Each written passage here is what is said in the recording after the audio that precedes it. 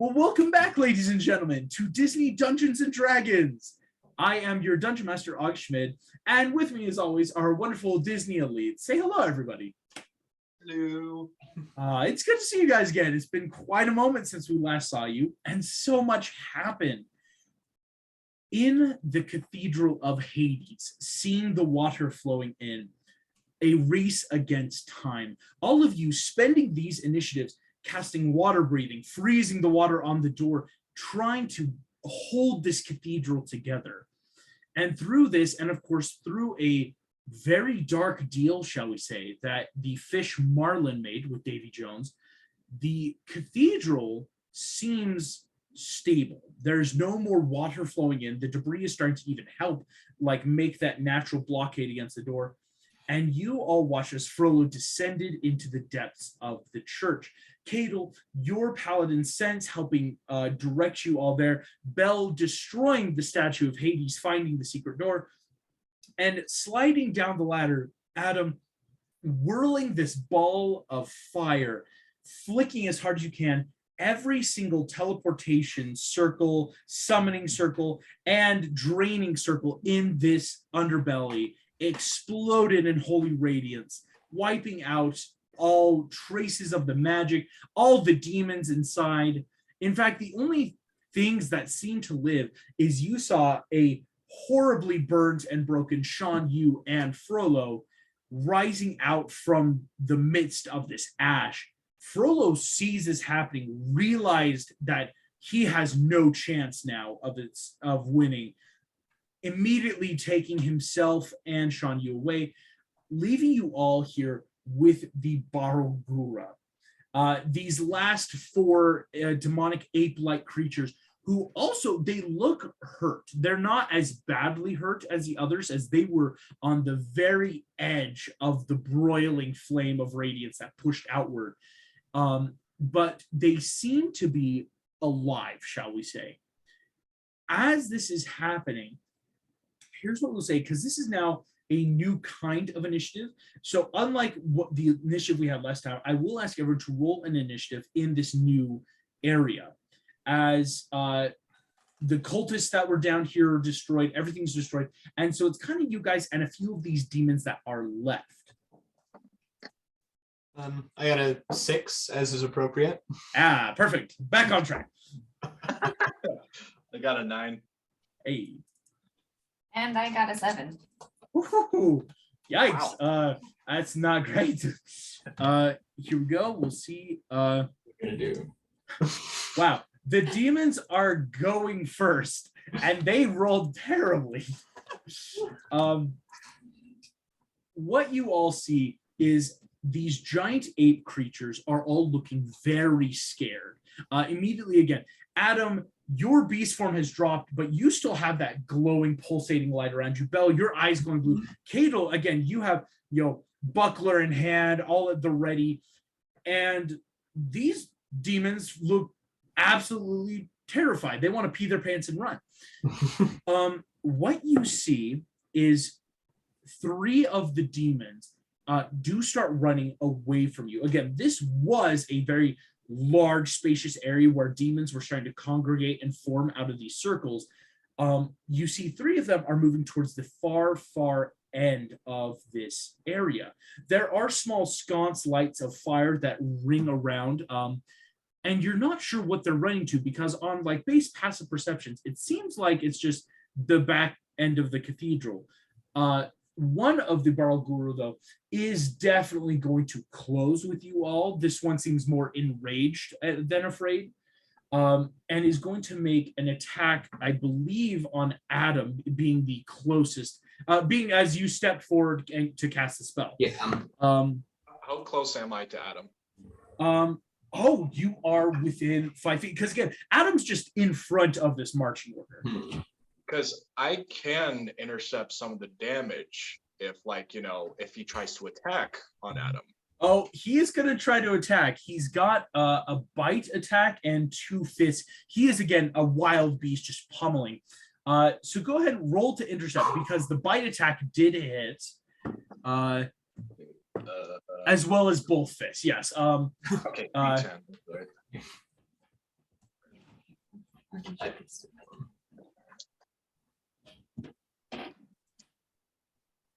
That is a 6. 6. Because that's a D10 plus a 5, right? Yes. Okay, yeah, that's Oh, yeah, that's rough. You do take, though, Adam, what was 22 points of damage, now dropping down to 16. You see, again, Cato, you come in and really take a lot of the bite, actually, is as the teeth are closing in on Adam, you swing out the buckler, boom, and catch a lot of that bite, but the Baragura's fists each come in, poof, and Adam, you feel that shock to your rib on the side as slamming in that giant energy hits. This Baragura looks like, yes, it's ready to fight. On that, then, that does make your turn, Cato. Okay, well, I am going to swipe at this guy. Hey. And yeah, this is with my buckler, so that's a D6.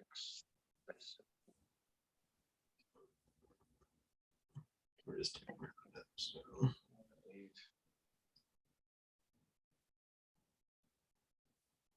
8. That is an. Oh wait, I'm sorry. That I was reading that wrong. That is a 14. Ooh, a 14 barely misses. But you do have 2 attacks. Okay. I'm screwed. I'm gonna roll again. Yeah. Wait. Yeah. Wait. Hold on a sec. I just want to confirm with one thing. Yes. So, when I'm doing the attack, do I roll with a D6 or no? Oh, no. This is with a D20. Oh, can I re-roll that? I did that with a D6. Oh, okay. You're good. Yeah, I was going to say, with a D6 still Yeah. getting that high up with your proficiency bonus, that's yeah, pretty good. yeah. Uh, Yeah, I'm going to roll that one more time. You're totally fine. Well, that wasn't better. That was 11. Oh, geez. Because you do add in your strength and your proficiency. Yes. Yeah, that's a plus. Yeah, because I got a nat 1. Oh, Oh, okay. Yeah. Cool. But again, that was your first of 2 attacks. So you could attack again, knowing that on a natural 1, you're barely missing, really. So you obviously have much better odds now than normal. Okay. One more time. Yeah.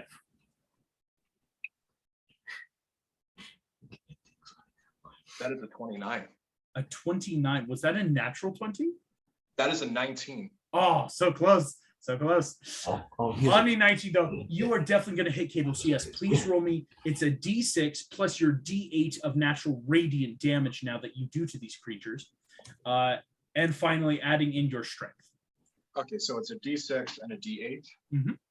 Okay.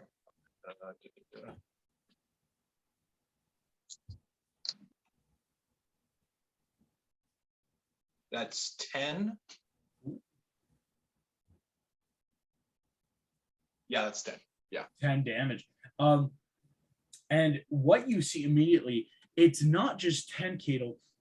As your holy paladin radiance slices through the air, you see the edge of your sword, just like on those vampires, burns into its skin, as this is a fiend-like creature that is probably vulnerable to radiant damage.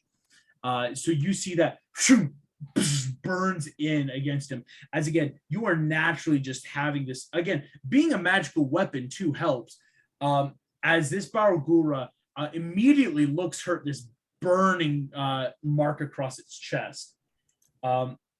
Belle, that is your turn. Okay. I am looking up a spell.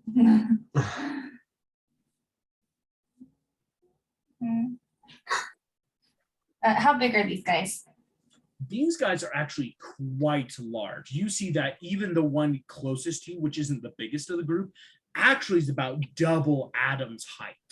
Not the beast height, keep in mind, but just normal, like humanoid. It is a giant ape-like creature. Okay. That's bigger than I was expecting. I was wanting to reduce him and make him little and put him in my pocket. Ah. But I don't, so that we could take hostages. Pocket monkeys, really. I think instead, shall we make you bigger? Sure. Do you want to be bigger? I can be So big. you can be as big as you guys. Let's make you bigger. Okay. Hey, Adam, you can definitely just choose to fail the save for enlarge. As Bell, arcane light ruptures around Adam, and you see growing up, Adam, you catch then the fist in your hand, crunch inside, as you're now coming to play too. With that, Adam, it does then make your turn. So would that enlarge also pass on? Because I think I'm going to want to beast. Would that enlarge pass on to the beast as well? Fun fact, it does. Because unless something magical changes you back to your normal size, anything that happens to you here, like if you were to grow, like some other classes and races can do this, beasts also would grow very large if you were to beast form right now. Cool. Well, I am going to beast, which means I am now a very large. If they were twice your human size, you are now bigger than they are. I am now bigger than they are. So yeah, hand catches the fist, and then the hand grows to engulf it as this giant beast appears in the cathedral. Adam, your horns are scraping the ceiling now as this giant thing is here. Remember, you added D4 now to your damage with this enlarge on you. And you have advantage on those strength checks and strength saving throws. Good heavens. Okay, well, I'm going to go ahead and bite him back. Hey, go for it. That's a 14. 14 barely misses as biting in, boom, catches with its fist. Cool. He's going to catch with his fist. I'm going to return his feather and claw him across the side. That is a 25 to hit. That hits. Sweet. You have to. So much slashing damage. I got it. That is okay. 10, 15, 16, 17, 23 points of slashing damage. 23 as boom catches your bite. You rake across, already in that wound Cato made. This creature is now looking horribly bloodied, as immediately closing with you may have been the wrong idea, you think, or it thinks. Boom, catching it. This dude is looking so hurt. Okay. With my movement, though, I think I do want to. I bonus action beast and I action attack. I would like to now fly towards the other Balgura that are running away. Gotcha. So, I mean, he would get an attack of opportunity on me, but. Yeah, it's like he can have one swipe at you with its fist, but it's not terrible. And he misses. You see, boom, boom, still reeling from that attack. You successfully duck under, and shoot across with your wings bursting behind you. You actually close a good 3/4 of the distance, Adam.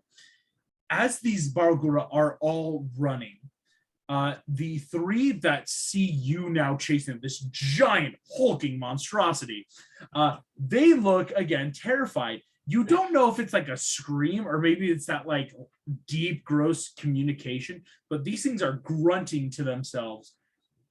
As you close in, you watch as all three of them disappear. As they disappear, Adam, you notice that the point they were at, they were not at the end of the cathedral. This is important to know. Like, they didn't reach a wall or anything. There was just a point where they seemingly disappeared. As that happens, the Barrow Guru that is left is going to turn. Cadel, you are then the other creature that is now left that basically, hit it. So it is going to try to attack you. And it hits twice with one bite and one fist. You see, Cadel, you take 22 points of damage. As the bite comes in, you feel your armor slightly bend under the pressure as it tries to just bite you. You feel that like, oh, you don't have flesh, but man, did that hurt bruising wise. And Also, nice armor. Right, claws swipe. You feel yourself in that just general like push back like a half a foot as the sheer impact. As again, there's not like blood to be drawn, but the impact is shaking you and really damaging your actual person. As this creature does this, he is going to actually act a bit recklessly, if that makes sense. So, meaning he is going to try one of his last attacks with advantage to try to hit you again, Cadel. And that is another hit. Cadel, you take an additional 8 points of damage as the one fist that you duck and feel a fist plant solidly on your chest plate. Boom! Breaking it. You feel that creak as the metal just slightly bends inward. Cadel, again, looking hurt, but still pretty fine right now as it's just the one brow Gura still attacking. As this happens, Cadel, that does make your turn. Okay. Well, I'm going to attack this guy. Hey. Because that was nice armor. It was a nice paint job, too. This was custom. I painted it myself, gosh dang it. 17. 17 will hit on the first attack. Do you want to hit on the second? Or try to hit on a second? Wait, say that one more time. Do you want to do a second attack with this as well? Because you always get at least 2 attacks being a paladin. Yeah, I will definitely do a second attack just to make this guy hurt. Hey. That is a 13. 13. 13 doesn't hit. And finally, on the attack that did hit, you could add in just a general smite if you want to, or any of your other smites. Again, if it's a specific kind of smite spell, it would be a bonus action, but just adding in like a first or second level smite can just add in as well. Okay, so I have a 3rd level blinding smite. Ooh, that could be really good. Go ahead, you can put it in. Blinding smite, it's going to make a Constitution saving throw, or be blinded. Shoot. Let's see here. Oh, gosh. On a natural 4, it fails as Cadel, your weapon burns into this creature. Go ahead and now roll 4d8 as well as a d6 to this creature. It's blinded. Okay, so 4d8 and what was the other one? 4d8 and 1d6 just for your normal sword in the buckler.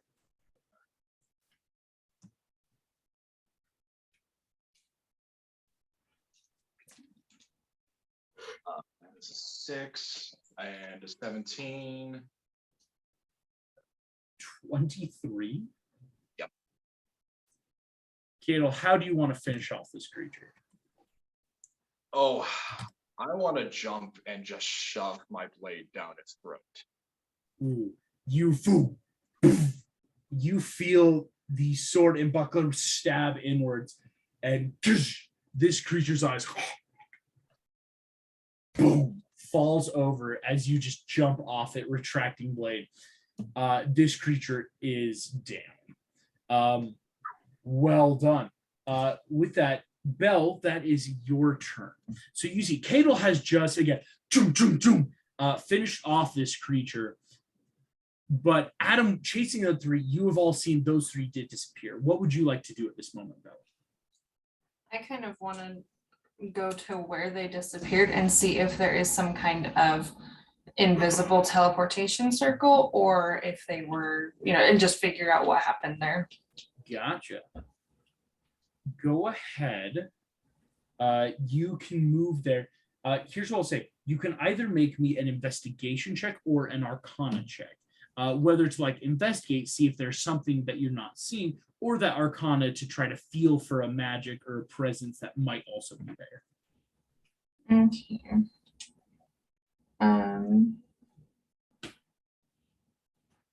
I think I'll do Arcana. Okay. That's a 19 plus 9, so 28. 28. Bell, eyes glowing blue. You feel out, and what you're immediately feeling is that there isn't any teleportation circles here. Those kind of magic to always have physical remnants or traces. It's hard to make those invisible. What you're seeing right now, everything arcane around you, there is nothing on the ground, in the ceiling, that should have triggered anything. You even have that natural, like, as you step forward, walking forward, everything feels normal. Like nothing happens to you, nothing happens around you. So these creatures may have done something to turn themselves either invisible, or something maybe like teleported them away. As arcanely, you feel around and notice that in theory, they might still be here. Okay.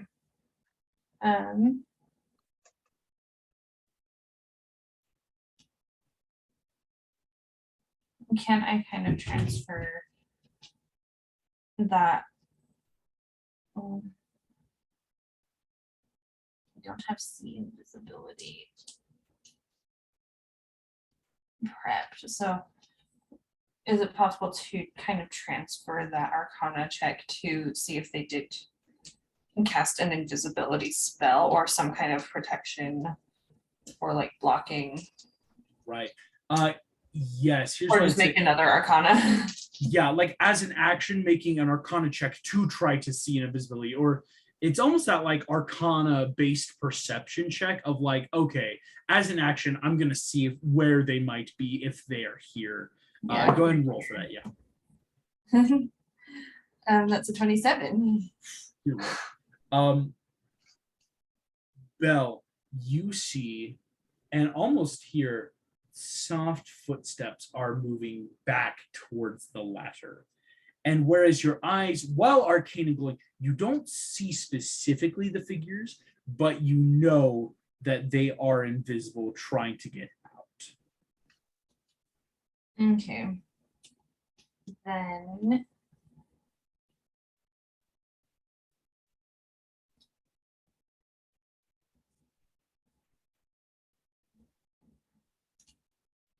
how far away am I from the ladder? Right now, unfortunately, it did take your movement to get all the way up to where Adam was. Yeah. Just because, again, it's that like going down there, looking around. And so right now, it looks like it's about like, 40 plus feet away for you from the ladder. Is there any other bonus action, you want to do though on your turn?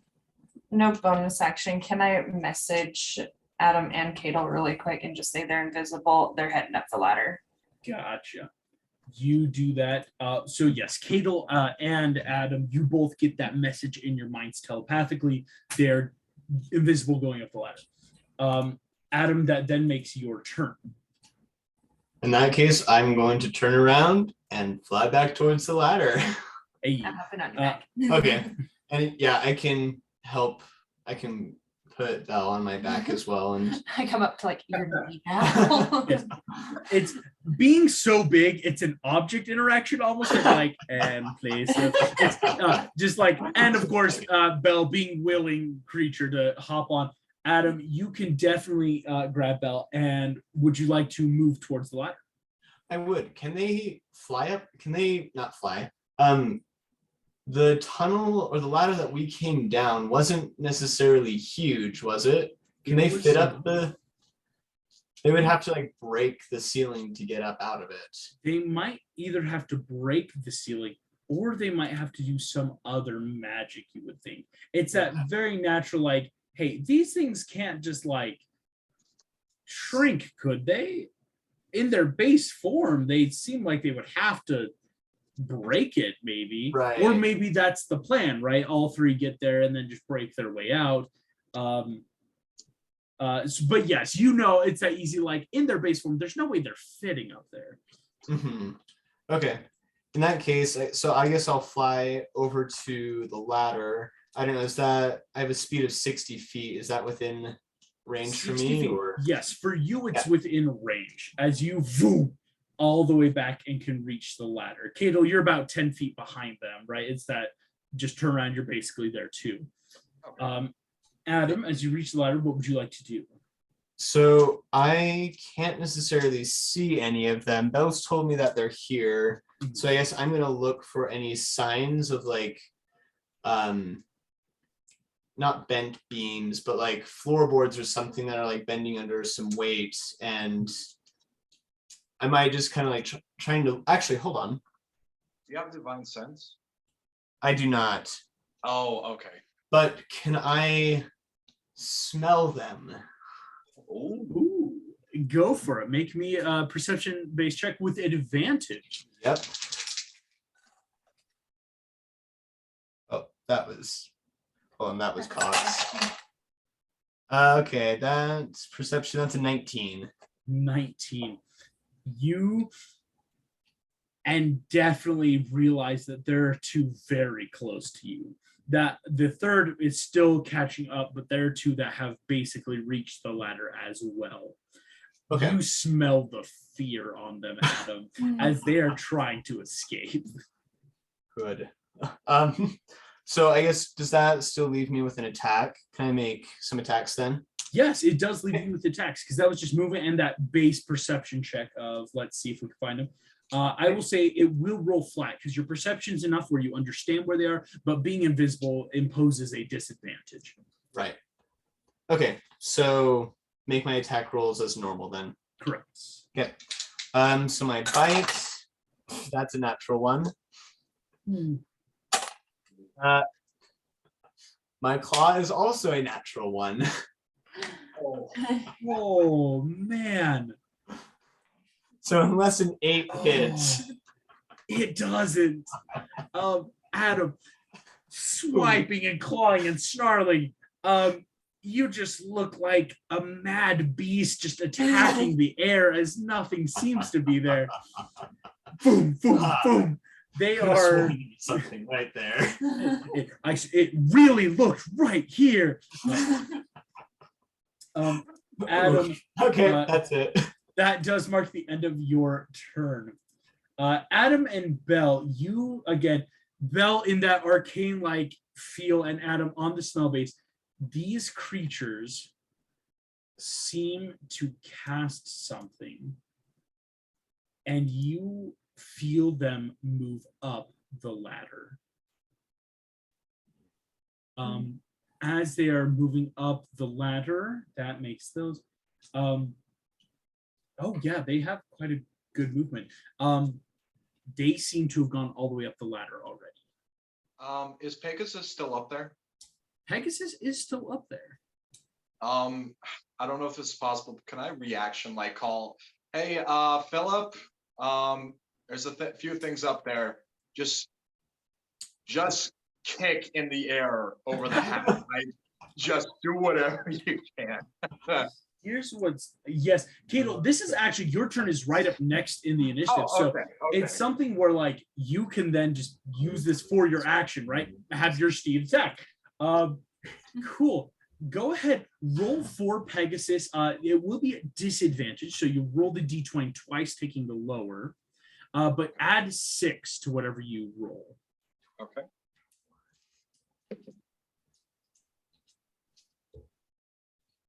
That is a 15. A 15 hits exactly. Pegasus, Philip up there. Good Lord, that's 2 6s I just rolled. One of these Baragura coming up the ladder, boom, suddenly gets 2 hooves to the face. As you hear, Philip is winning in pleasure, just like it's having fun right now. Boom, boom, boom. Hooves are just beating these things as they're trying to get out of the hole. Like they're doing a decent enough job, but Pegasus is keeping them down there. Well done, Cadel. That was just like your action, right? You're commanding your steed. You still have movement and a bonus action right now, if you like. Okay. Does technically divine sensing count as an action? It does, unfortunately. Divine Sense is an action. Well, I guess what I can do is just, can I try to hit the ladder? Oh, yes. Like, and does a smite kind of naturally cause fire damage? Interesting. I like this. Here's the thing. So smites don't naturally cause fire damage. It is technically radiant damage. Whereas though that is something that temperature-wise is very hot. It's searing, usually mostly for demons, but in general. So if you were to attack smite the ladder, the only thing I can see though is technically you used your action to command Philip. Okay. So because it would be a full action to attack the ladder right now. Yes, it would. Yes, sorry, I had to check that. So can I attack the ladder? No, not on this turn. Okay. Okay, then I guess I'm good. I don't think I need a. Well, I guess I could get closer to the ladder, but not too close because I don't know what else they can do. So yeah, if they start swiping at you, that's fair. Cadel, though, using Pegasus to start beating up the battle rotor going up, that actually makes Bell's turn. Bell, you and Adam are right by the ladder itself already. As Cadel kind of like closes in a little, you all hear naturally that like things are moving up. Pegasus is hitting something invisible up there as Philip is just smacking. What would you like to do, Bell? Can I make like a perception check to try to see them? Or just like, or maybe not perception, but some kind of investigation or arcana just to like pinpoint kind of about where they would be. Give me an arcana check. If you hit a nat 20, yeah, probably.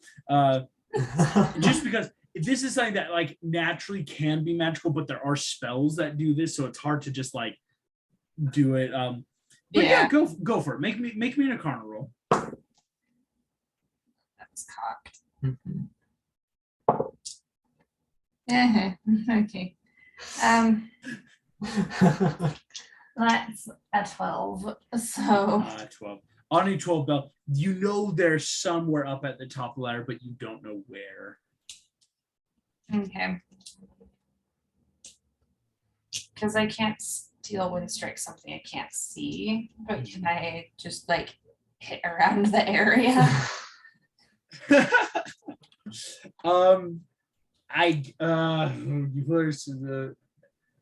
Each creature, choose up to 5 creatures you can see within range. You can make me a melee spell attack with disadvantage is what I would say. And so it's like, you know they're there, you're trying your best, but it's at disadvantage because again, if they're not there, oh well. I don't know if that makes sense, but that's kind of what would happen because it's judging based off of where Philip's hoof is like planted versus like area of the ladder. So make the rolls at disadvantage, but it is possible, I would say. Okay. And then just one other quick question. What material is the ladder made out of? Is it a wood ladder, a rope ladder? This is a wooden ladder. Okay. Is it detachable from the top? You're not sure. When you guys were heading down it, it seems to have like enough of that like natural bolting on it, like some sort of metal through the wood into the wall and floor, just so that it doesn't like fall. But you're not sure if it's like detachable, or maybe a better term is it could become detachable. Okay. I mean, if you burn to the top of the ladder. That is what I'm thinking. Can I burn it? Well, I mean, also if you hit the top of the ladder, you may hit one of them if you think about it. That's it. Yeah, so okay, that's what I'm gonna do now. I am going to tell you, Cadel, to tell your horse to get out of the way. Flee, flee, have him- go. And he can like hoof him in the face again, but like he's running off. And then I'm gonna just fireball the top of the ladder. All right. Each creature in a 20-foot radius of the fireball, as you make the world's largest volcano that just spews out. The ladder, being a construct, cannot make a dex saving throw. It is a ladder, so it's going to take all the damage. And fun fact, Belle, each creature is within 20 feet radius. Against your dexterity save, though. What's your dex? My dex is Not your dex, your DC. DC. 17. 17, thank you. They are going to fail. Please roll me 8d6 fire damage to these creatures. That was 4. 6. 8. 12, 18,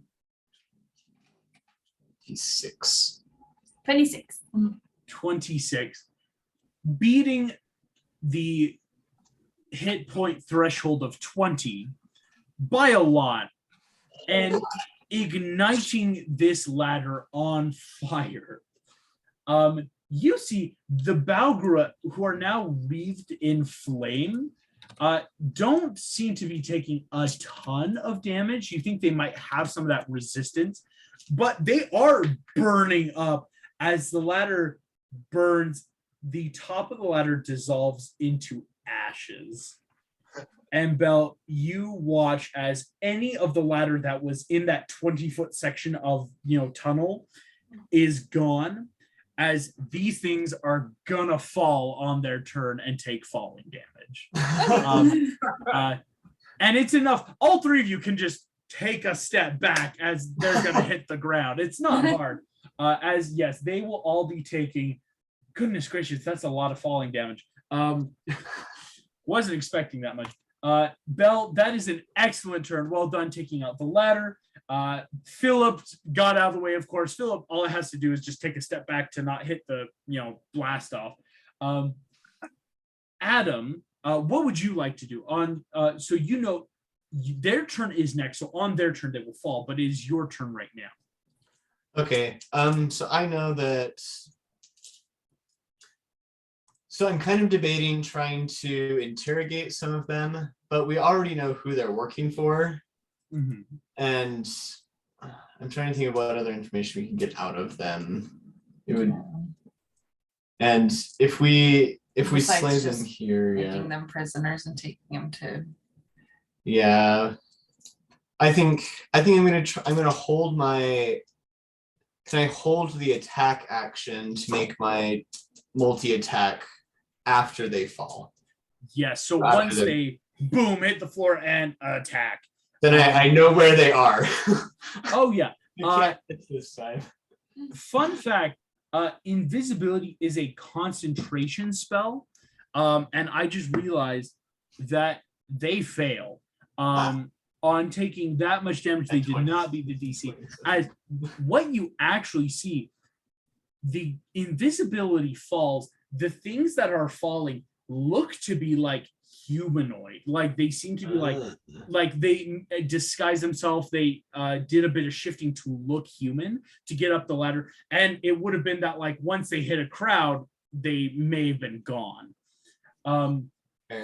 Cool. In which case, they're going to fall. Take quite a bit of falling damage here. Good lord.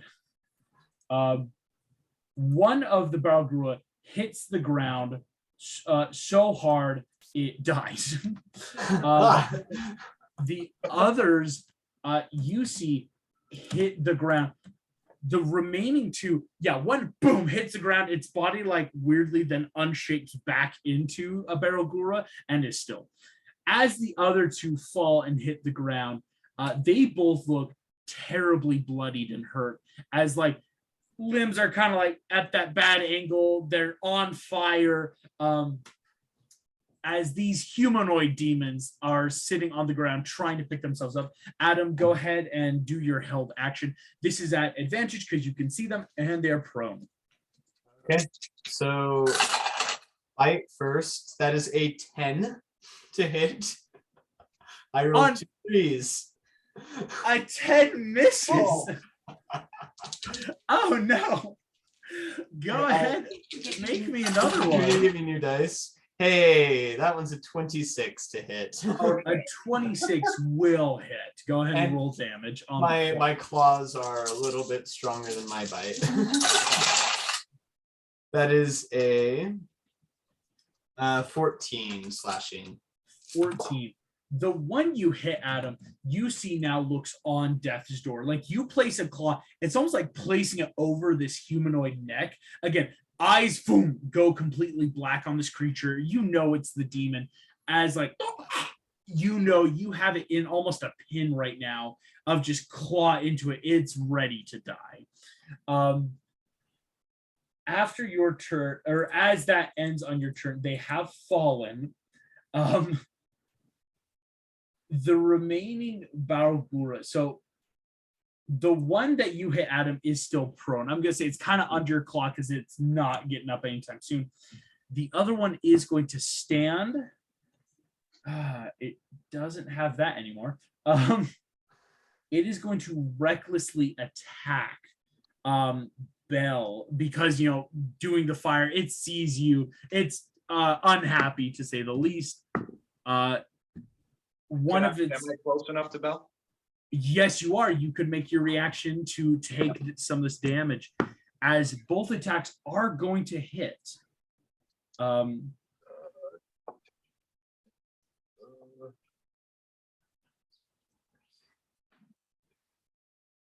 my gosh. Ooh. That is a 6. Another 6. Out of 21 points of damage, Bell, this now is depleted by 15. You take, depleted by 6. Bell, you take 15 points of damage as the Balgura comes in. This is a humanoid just kind of like punching and like biting just with its bare hand. Cadel, though, immediately taking shield, boom, boom, like blocking in, just helping fight against most of that attack. Cadel, that actually also makes your turn as you take that quick reaction. Concentrate. Okay. Enlarge is a concentration. All right. Oh, yes. Enlarge is a concentration. So you'll need to make a DC. So I'm going to hit him. Okay. Yeah, concentration. That is a 19. A 19 will hit Cadel. Okay. I got a sense 20 for my concentration.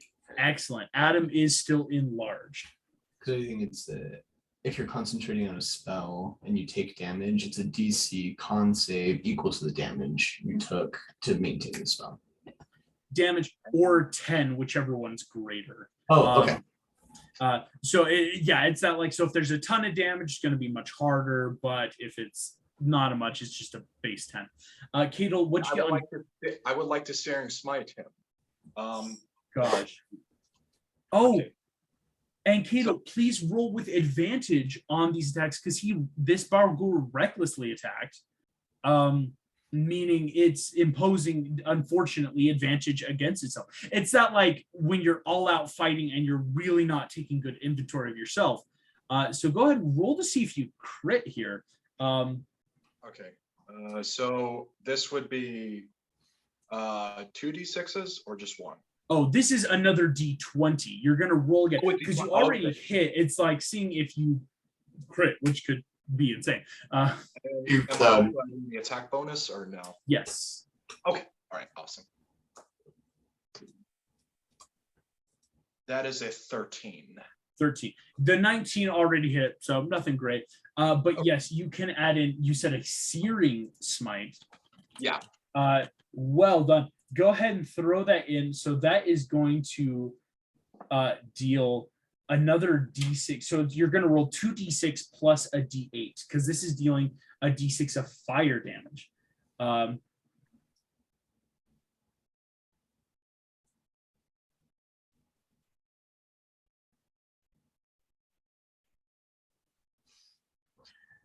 And then a D8, yeah. Yes, the d8 of just that normal radiant damage.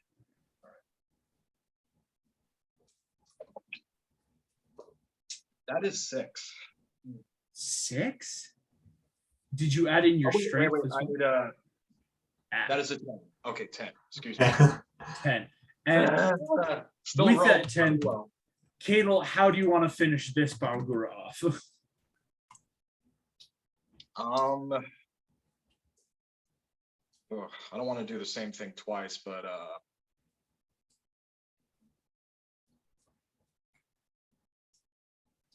I want to slice its throat. Maybe like Yes. I don't want to say too anime, but just like slice and my back is turned. It's your Searing Smite again. Boom, your blade ignites in magical flame as you slip past this Bargura. Disguise fades. Humanoid creature drops to the ground, becoming the Bargura body, and is down. The only Bargura left is the one, Adam, that is under your claws. Belle, that makes your turn.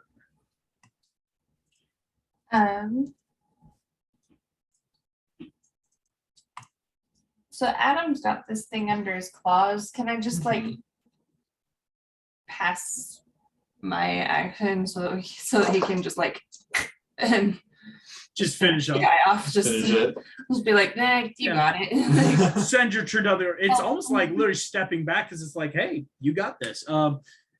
Cool, yeah. Adam, roll with advantage. It's prone to finish this thing off. Ooh. I got a 1 and a natural 20.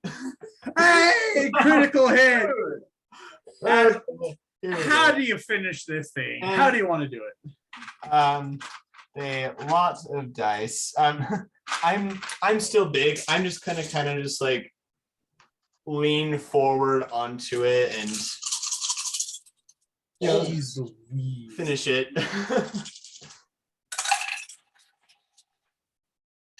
Okay, let's see. That's okay. 10, 20. That's 38 points of slashing damage.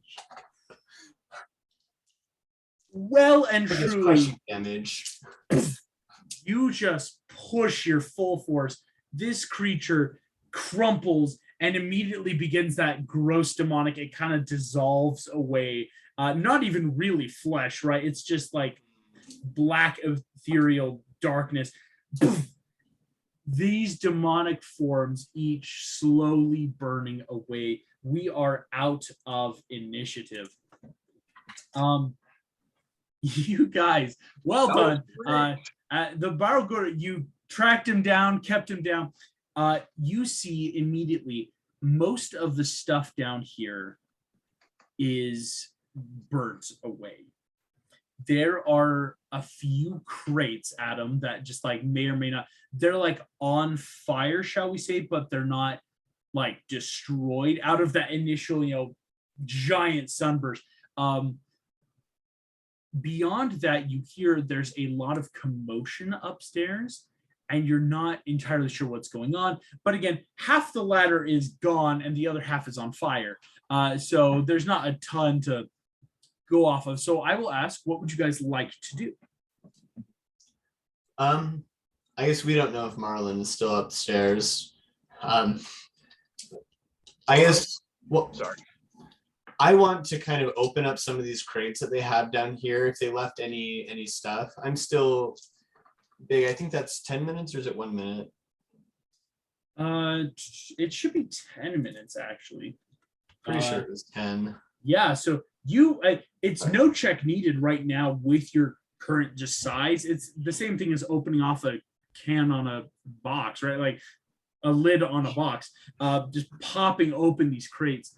Adam, in your beast form, opening up, and all of you can kind of see each of these is holding what looks to be weapons. Inside is a lot of curved scimitar, like dark black bladed weaponry in most of these crates. The stuff that has already burned or been destroyed, you actually see look to have been maybe rations, some sort of like food or supply, because it's got that weird burned food smell. But unfortunately, that all just kind of was destroyed in one go. Adam, as you're opening up boxes of these things, each of these seems to have a dark demonic logo of a skull on it. Okay. As you are popping open, you eventually find there is a box full of like some sort of like plate armor. Nothing, unfortunately, that would fit you, as this plate armor seems fitted for creatures with like multiple arms. They don't look, and you actually will note none of the demons you guys saw seem to have multiple arms. It was just some sort of armor with multiple arm holes in the side. And finally, some of the last stuff you get through, Adam, please make me just a brief investigation check. Yep. That is a, oh, oops, I have stuff here. That is a 21. 21. Looking through all of this debris, right? You know, ripping off boxes, shaking it out. You are noticing that this seems to be army supplies. That is not lost on you.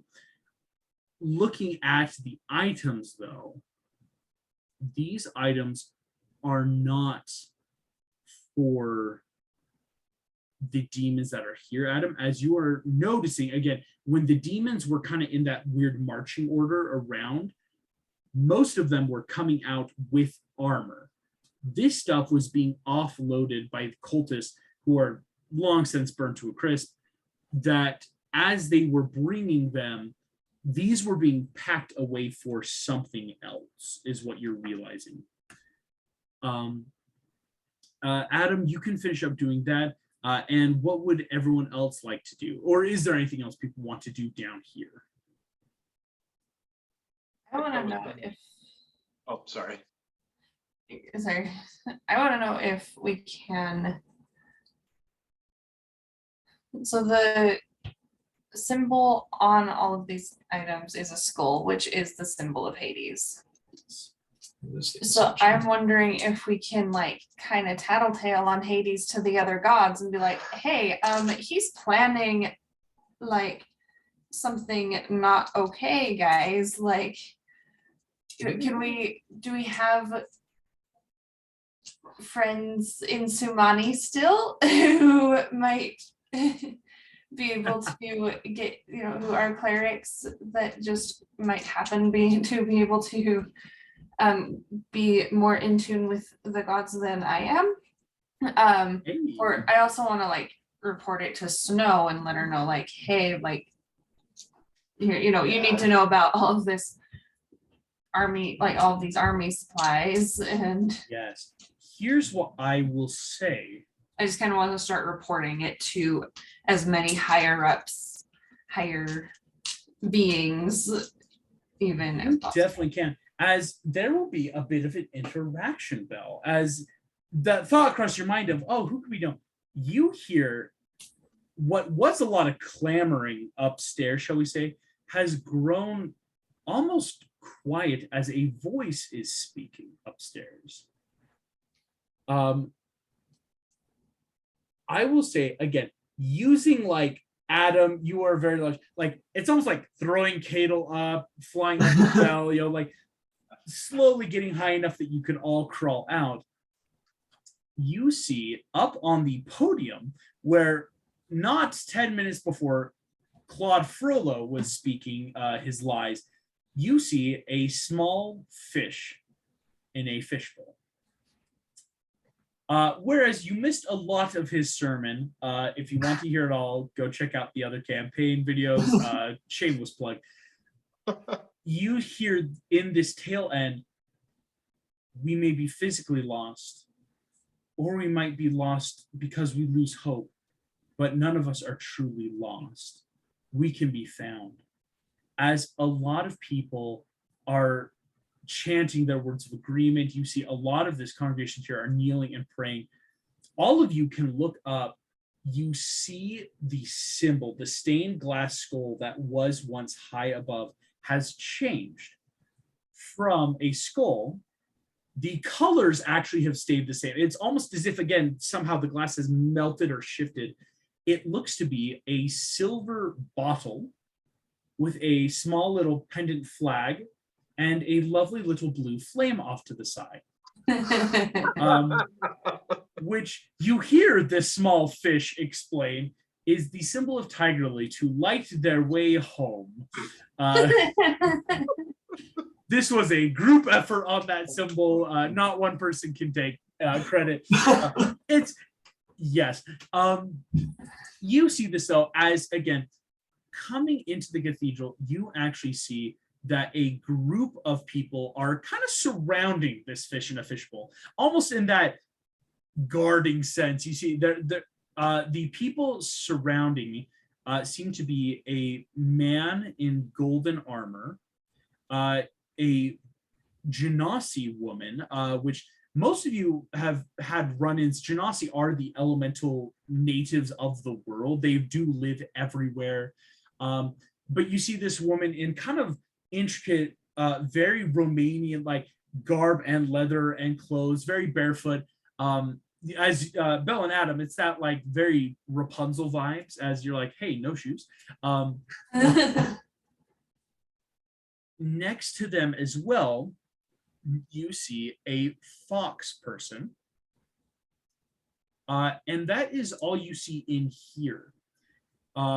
As you are coming up, immediately making a quick roll, the man in armor seems to look down.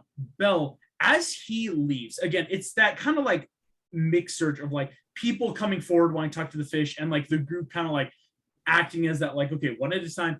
You do see though, the man in the golden armor looks down at what seems to be like half a book. Maybe that it was torn in some way or, you know, ripped by accident. He looks at this half a book, looks up, walks out of the cathedral, and Belle, right before he leaves, something triggers in your mind. That may have been your old spellbook.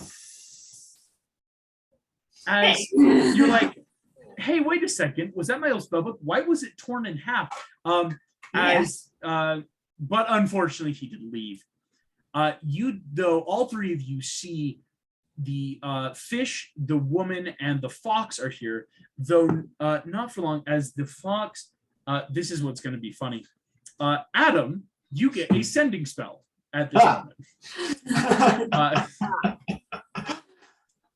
The sending spell says, in short, what's Cruella doing? Question mark. Investigation? Question mark. I was a thief that stole from her. Her being capitalized, so you might know who, not Cruella. Yeah, Agatha. Agatha. In quotations, my eyes will not see balance until my heart sees balance. End quotation. Thoughts? Question mark. As this happens, you, Adam, on that base perception, see this fox writing this message, placing it in the fish bowl with the fish nodding, its eyes glow brilliant blue, and the scaling, it's that orange and blue stripe glow pulsating very unnaturally as the message disappears, and Adam, this message dripping wet appears in your hand. You're who I've been talking to. Yeah, so now I'm thinking like, oh, okay, it's you.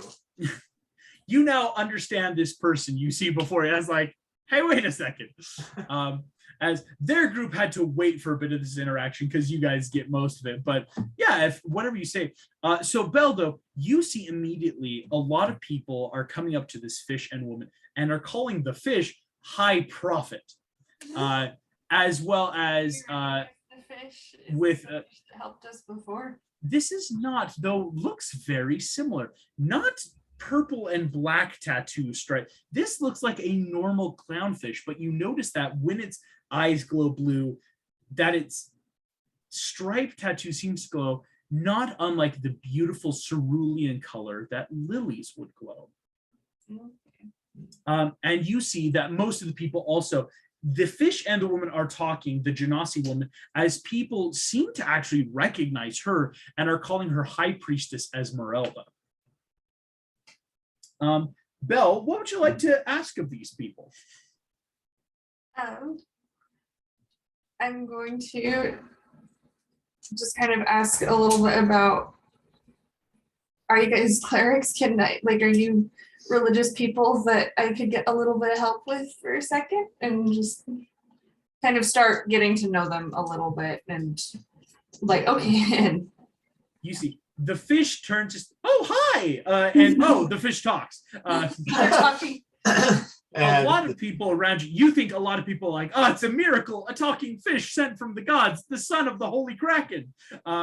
As that's what a lot of these people believe. But yes, though, these seem to be clerics of Tiger Lily who have received a bit of, I don't want to say insider information, but when Marlin made this deal, these clerics got that ping and strove to sanctify and basically a giant group cast sanctuary on this cathedral to burn out the evil and make it lilies. Fun fact, yeah, even if you guys hadn't killed the Balagura, the longer they stayed in the cathedral, they would have started taking damage, as these are demonic things in a holy space. So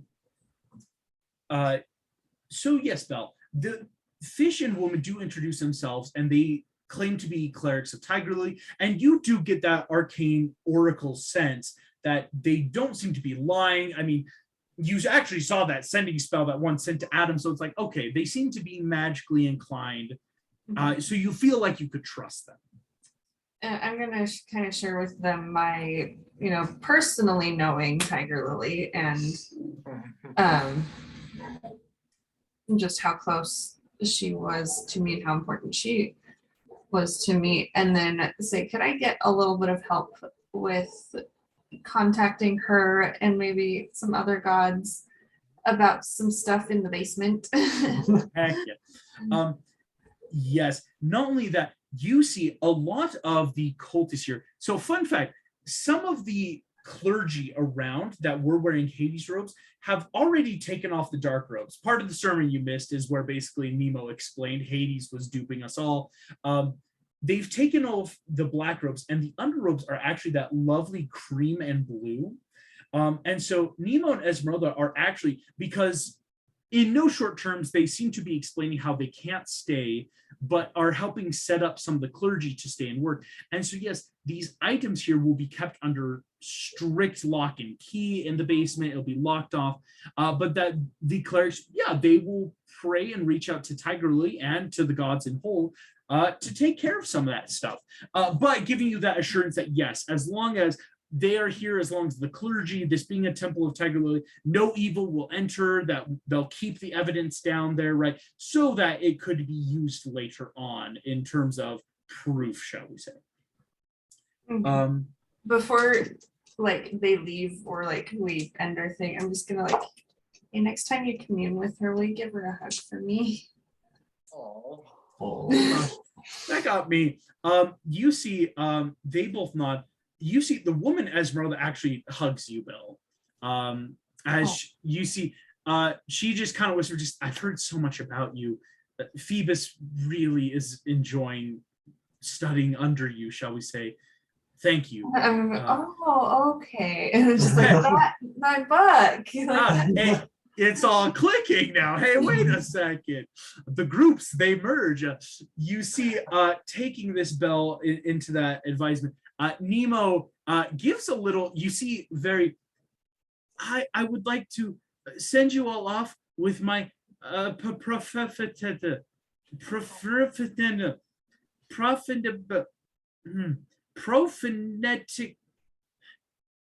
Be safe. As Nemo kind of nods, given that it's not an official spell, but basically that blessing or trying to learn the language of this, as this seems to be a kid.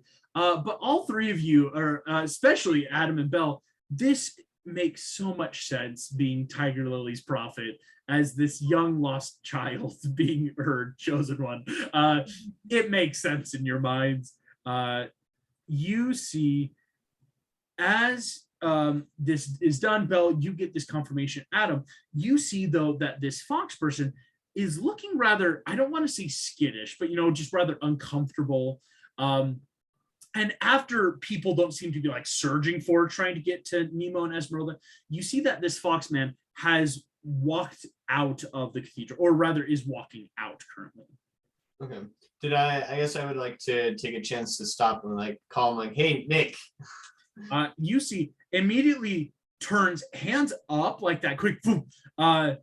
You see the fox like nose twitches, eyes kind of like narrow in confusion looking at you. Kind of walks towards you. Adam, upon closer inspection, this fox is wearing a interesting suit, a rather purple suit, a rather purple with black vest. Hey, you've seen this suit before, Adam. This was the suit Facilier was wearing, like down to the T. It's even got the skull lapel pin still on it. This seems to be Facilier's old suit. What would you like to say to this guy as he comes forward? You see, he's not like immediately like bad, but you see criminals. This is like he's looking for the way out if this goes south. Right. You see, he comes up just like, hey, do I know you? I'm Adam. You've been communing with me. Oh gosh, I'm so sorry. Immediately, I'm gonna kind of hold it out and like. You see, Adam, as you look at Nick, immediately eyes grow wide and apologetic, like, I'm so sorry, you're Adam. Hi, you're him. You got my letters. Yeah, this is, you see, he's kind of looking very now embarrassed, shall we say, as there are still like people around, but again, most people seem to now be in acts of prayer. People are talking like, go tell the family we're all worshiping here next week, right? Like a lot of people are making these big religious changes. But Nick Wilde still seems a little embarrassed to be here, just in that like, so yeah, it's a long story. So you got my note, you understand most of it. I'm trying to do better. I don't know though. Listen, you got the curse on you. I've met Agatha. She seemed awful. In fact, she was really rude, and I'm trying to play her game. Yeah, Bill, you're talking with the class out of love. Yes, just a little bit. Nick, though, looking at you, says, just, I'm trying some stuff right now. I'm asking some godly help, just trying to get like some proof that I'm not horrible. I'm running with these guys, points to the group you guys saw. But I gotta know, does it ever help eventually? You see, he's kind of looking at the fur on his hands, this like weird fox humanoid amalgamation. Just, does it ever get easier, or does it ever change? Are you still in beast mode? I am not in beast mode. I would have asked for the enlarge to be taken off. Yeah, I think the enlarge actually would have had to get off to get up through the whole Adam. Yeah. There was a small hole, big beast. Yeah, it doesn't quite work. I guess I'm just gonna kind of talk to him and share him a bit of my story. I'm gonna confirm, like, yes, Agatha was a jerk to me. I was like 11 and said I was six, right? Yeah, and so like, I mean, she means well, and she has a lot of magic, and like, okay, she can change the world and make it better by forcing people to, and forcing children. Yeah, so I'm gonna I'm gonna kind of agree with him and kind of like let him understand that, okay, no, it's fine for him to be frustrated about that. And I'm gonna tell him a little bit about how I tried to cheat my way out of the curse by using some other magic to fix it and play by my rules and not necessarily Agatha's. Gotcha. And it didn't really help. It didn't really work. It kind of made things a little worse, actually. And so it wasn't until I kind of accepted that I was able to come to peace with it and really make a change. While I don't agree with her methods, I changed for the better because of it. The end result, dang it. Yeah. You see, this whole time, Nick has had hands in his pockets, looking kind of just pensive, not really meeting your eye, but you see like nodding, understanding. You see after a moment, just like, okay, yeah, don't cheat. Yeah, learn that lesson. But thanks. Yeah, listen, we're trying our best here. We just kind of got into Tsunami. A lot's gone down. You see, he looks up. Just a friend of ours didn't make it through the tidal wave. And I don't know. I'm just trying to. They don't seem okay. One person didn't make it, and everyone's kind of hurting. I just don't know how I can help. I mean, I met some of your friends. Was it Jim Hawkins and Morph? I don't know what a Morph is, but I don't either. Yeah, it's weird. It's like bubbly. But when I was down I think I was in Tartarus. Honestly, it's been a long week for me. They spoke highly of you guys. You all seem really good, but how do you guys handle that kind of loss? I mean, you see kind of like points just like they're prophets now, I guess.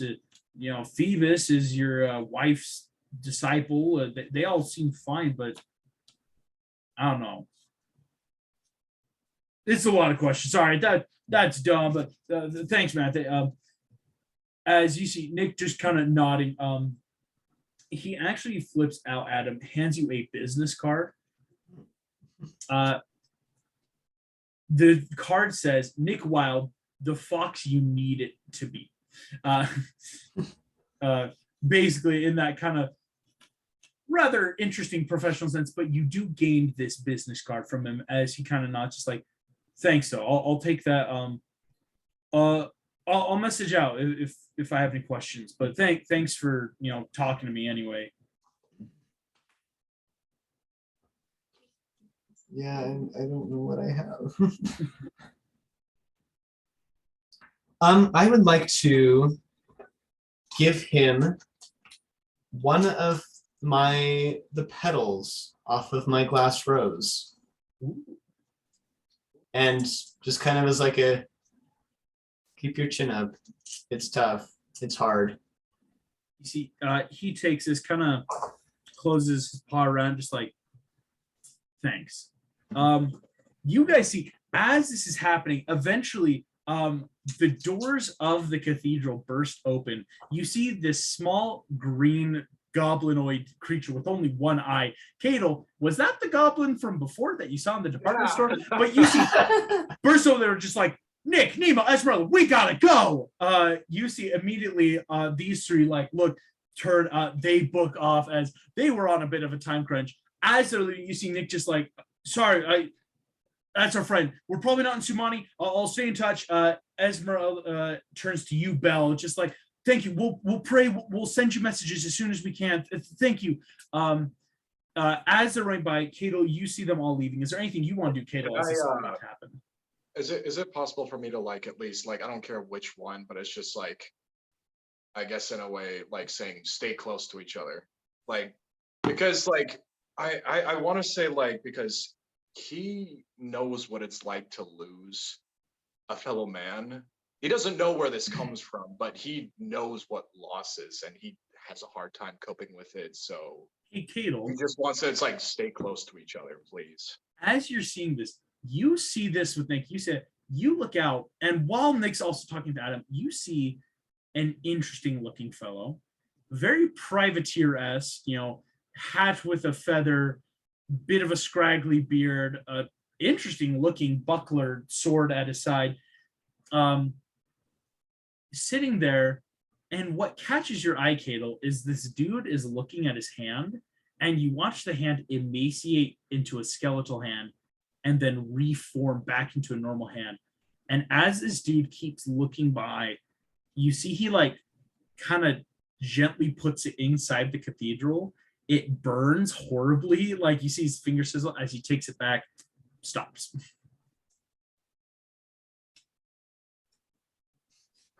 Geez, because I do want to talk to him, but did I see him before in the shop just robbing, like when I was getting my You did. Hey, I think you robbed somewhere, right? I think I want to slightly come up to the side. It's just so saw you in the shop the other day. You see a bit of an eyebrow twitch. Which shop are you speaking of? Well, it entailed with some weapons here and there. You a cop? No, I'm not a cop. Just, I was just in there, but... Crazy flood, am I right? Oh, yeah. So, you know what it's like to be cursed, don't you? This dude immediately head up, just who said anything about curses? It's okay, but your secret's safe with me. You don't have, I won't tell anyone. I know what it's like to keep a secret, and I know when information is private.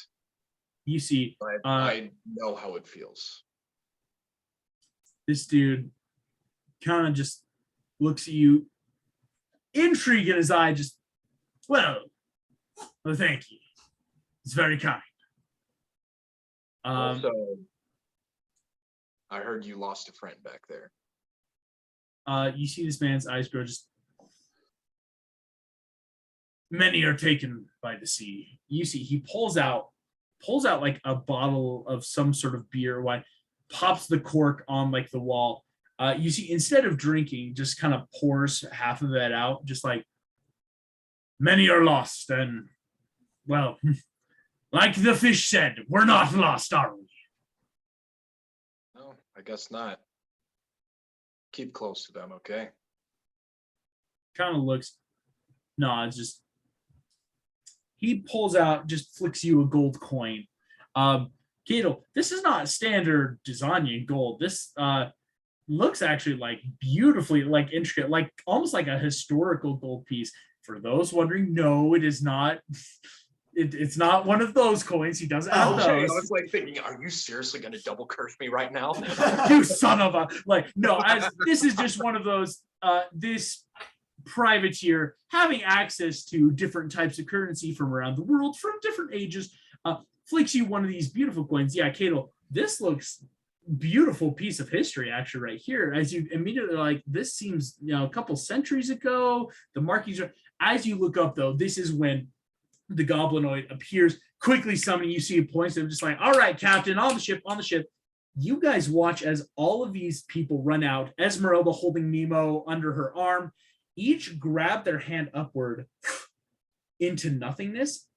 And as you all watch, after a moment, you see a ship emerge out of the invisible ethereal mist, sailing out of Tsunami. Adam, wait a second. Did that say launch pad to the Meridian on the back of it? I think I know that ship. Hey, wait a second. That's our ship. They sail off as they have quite an interesting session dealing with the backlash of Marlin's deal. I'm gonna say to myself, so I wasn't imagining something. So that's real. Yeah. Cadel, this was again hours ago when you saw this. Am I going crazy? Was there a small goblin? Oh, thank goodness, this is real.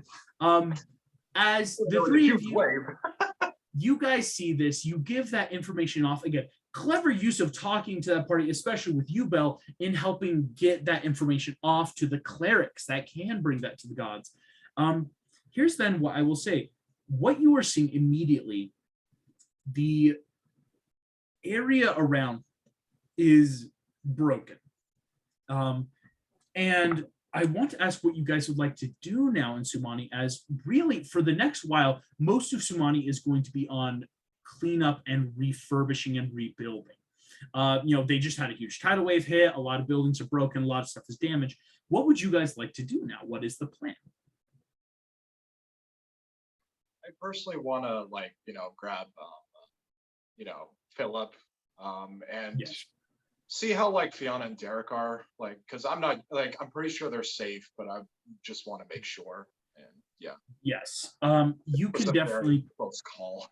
you can do that. You think they might be better because again, they're not in the immediate big city. Like they were in one of those more outskirts homes, right? That's helpful. Adam and Belle, what would you guys like to do? Remind me where Snow went again. Did she go to Germany or because she's not in Sumani right now? Yes. Snow last was confirmed went to Magencia to talk to Arthur, basically in that sense of what do we do? Things are being attacked. We need to make plans. In all this happening, what you guys do get and what Snow actually, over the course of a little bit, this is a message you would get, Belle, is from your vision, what you saw again in the mist is that Dizania is now no longer what it once was. As you guys see, again, the Dizania we know has been, I guess a good word is flooded. Quickly transform this so that you guys can see on my screen that the normal Dizania that once was there has flooded in to create many more waterways and places of port. What you're noticing again, and Belle, Snow would have sent this courier as this is a message being sent to the world that a huge natural disaster has taken place. No major countries or cities were destroyed, but many took damage. All of this has been cut up. And of course, the addendum to Belle, Adam, and Cadel being Hades is dividing us. One of the last things Belle says is, I just met with the rest of the Imagineers. That Arthur has asked them to start taking care of the dragon problem. I don't know what that means, but they were sent to Arendelle last I heard. And so a lot can happen now, but it's really the idea of what would you like the next steps in your goals to be. And I guess actually that's something before we cut to Cadel, in that checking in with, a couple people. What is your guys' goal right now? That's something maybe to discuss at the party. What would you like to do? We want to check on friends. I would like to check on friends. Make sure Cogforce is doing all right. Awesome. Okay, so vision has come true, and we're all split up. So the next thing that we need to look at doing is work out what's going on with Cruella. Because so far, two of my visions have, fully come through, and there's one in particular that I would really like to avoid. Yeah. And that one involves you. Yep. So, Yeah. So also once again, just as a group in general. So it's confirmed that Cruella technically has been basically using a slave force. Yeah. Yes, something, Cadel, that, yes, this is the other stuff that Snow would send to you. The Imagineers found something in Magencia. Again, they were not there long, but according to Merida and Dumbo, they broke into an underground slave house and saw Cruella de Vil in there. In fact, Cruella threatened them after they helped some of these slave people escape. These were a combination of not just animal, but human people. Unfortunately, though, what Snow and Arthur, in saying this message along, is that's good to know. that would not hold up in any court. Just like, oh, you saw her there. Well, where's your proof? Because Arthur was sending people off immediately, but again, they don't know what they'll find. We think Cruella is involved in this because of this report, but it's hard to tell because most of the time, if she's not in her penthouse, she is off visiting her factories or doing other work, right? She does a lot of that quote unquote humanitarian outreach where she'll visit the countries or places she lives. So yes, that is important to bring up, Cadel, as again, the Imagineers bring this information forward, and all of you, this is some of the stuff you know about her. Because what I just thought of, because like I think it would be important if we know like how we can identify if there's something like on them to like help us identify what a slave is, because I'm thinking maybe Vanessa Benson is a slave, because I don't know how like far the slave thing goes, like to control how much it controls someone, but that's just a thought. I don't know if that would work or not. So yeah. Interesting point. Yes, like what are the mechanics? There's a lot unknown about how would one identify if someone's being controlled or enslaved, and so it's like, is this just a slave Cruella has? Yes, that is important. Because she wasn't shy, but like that doesn't mean like even though they're controlled, doesn't mean that a slave can't be defiant to their own master. Mm-hmm. Correct. Alrighty, and I'm also taking notes so I can help as best I can. So right now there's checking in on France. There is trying to gain more information about Cruella, specifically in this slave trade business, seeing if this is like something she's connected to. Yes, Adam. So Belle and I have an idea or a plan. Ooh. So as pulling from, so Druid's 14th level feature is that I can cast Alter Self at will. Mm-hmm. And so we are considering assuming the Cruella persona and going through her house. Oh, so interesting. If she's not around right now, if we could assure that she's not here right now, then we could go in maybe, Cadel, and look at, is Vanessa kind of just one of those closer kept slaves or someone, and we could find any other incriminating evidence. Interesting. That is like, yeah, as far as Snow said, Dumbo and Merida have placed Cruella in Magentia. While magic does exist, but like that is Adam and Belle, you could go check out the tower immediately, especially Cadel, if you need to go check up on Derek and Farah in that quick like divide and conquer. Yeah, that is pretty good. Interesting. I like it. That is possible. Here's what I'll say then. If that's going to be you might need to sleep first, though. It's been a day. It might be that quick. And that's how you'd get the information too, is like you go back home, you take a long rest. Snow's information would come in with this in the sense of like, hey, in the following aftermath, the next 12 hours after a natural disaster, here's what we know, here's what we're doing. Also, I need to get my armor repaired. Yeah, so yeah, and Cadel, that's something because again, the embassy has thankfully people that can, or at least tools, shall I say, that can help do that as well. So it is though, like head back to the embassy. You want to repair your armor, Cadel, taking the long rest. This is where again, all of you would gain that level up that we talked about last session of like, let's talk. That makes total sense as heading back, repairing armor, resting, getting spell slots back, getting hit points back.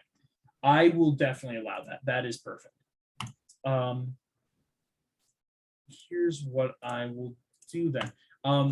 As you guys are resting again, Cadel, what we'll do is this will then, Cadel, will do your thing first as this will happen right before you go fix your armor. Because again, it's that natural like, hey, let's go check in, make sure they're okay.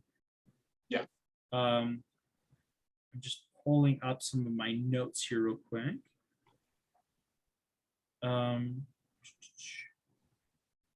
So what would you like to do? Again, as you're heading towards the area of the city where they live, what is your goal here?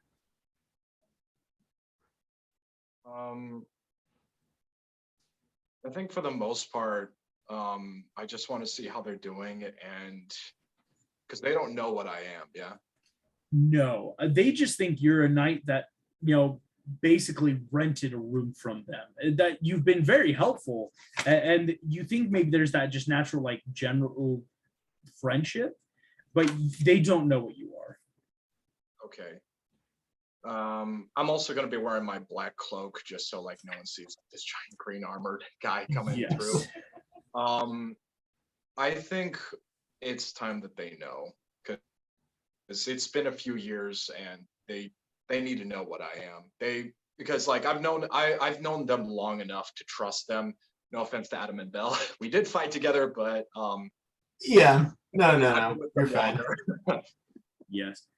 And like this was like, even though they were outside the city, this was a near death experience. And it's just like they need to know. And yeah. Sloshing your boots through the bilge water that has collected around the city, you see again, Tsunami is very much dealing with the aftermaths of this flood. Water seeping through into the non-existent flesh, just kind of swilling in your armor. Eventually you see, again, in this northern part of the city, the houses and towns where they live. And you see that while some of the towns took a lot of the brunt of this damage, again, the buildings that are built directly in the city in that grid are actually built to withstand the tidal wave. A lot of debris has struck some of these areas here.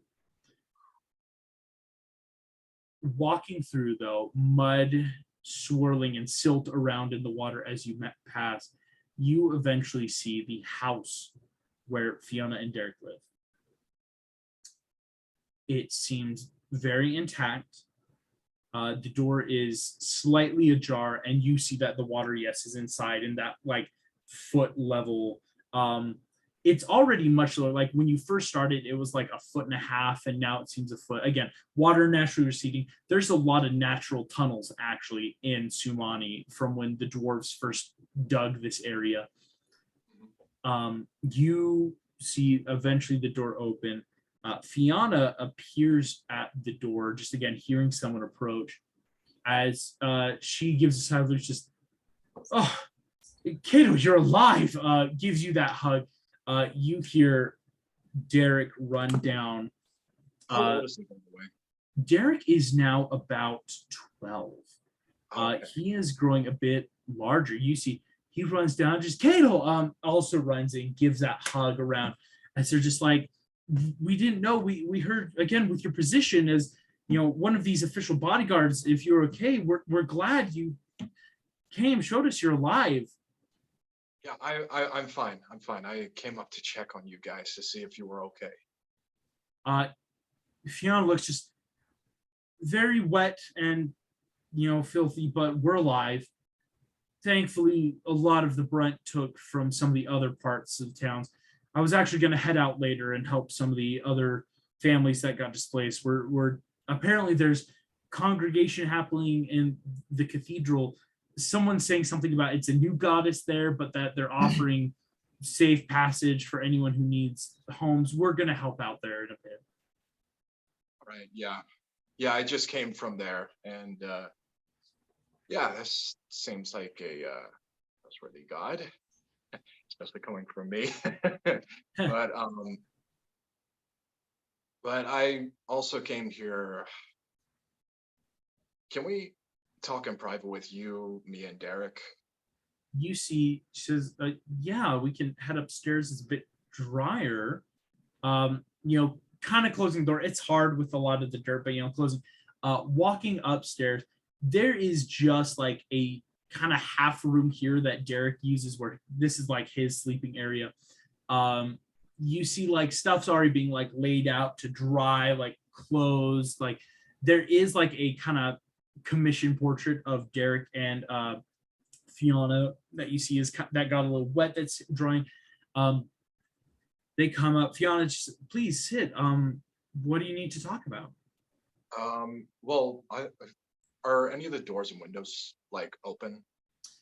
Currently, no. There is no official door because it's more of an open stairway. But all the windows are closed here. Again, like a tidal wave was coming, batten down the hatches, right? Like besides the Okay. door that is already partially closed downstairs, there doesn't seem to be anything else up here.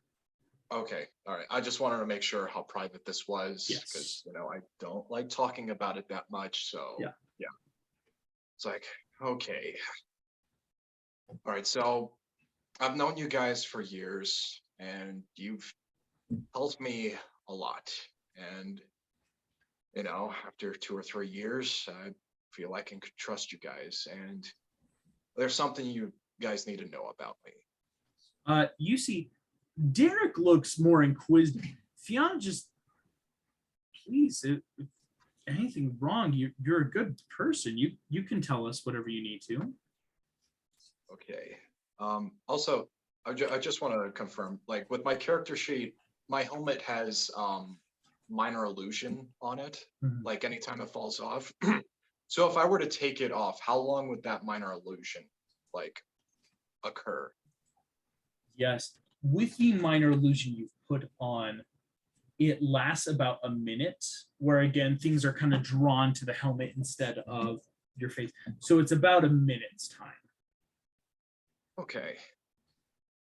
All right, so I'm gonna slowly take my helmet off and basically like